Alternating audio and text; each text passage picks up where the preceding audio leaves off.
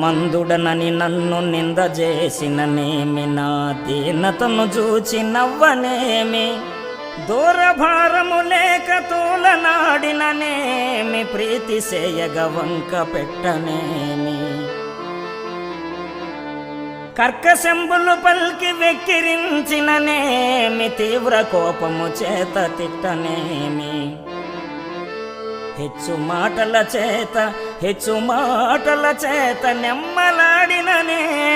చేరిదాపట గేలి చేయనేమి, కల్పవృక్షంబు వలె నీవు కల్గా, ఇంక ప్రజల లక్ష్యంబు నాకేల పద్మనాభ, భూషణ వికాస శ్రీధర్మపుర నివాస, దుష్ట సంహార నరసింహ దురితదో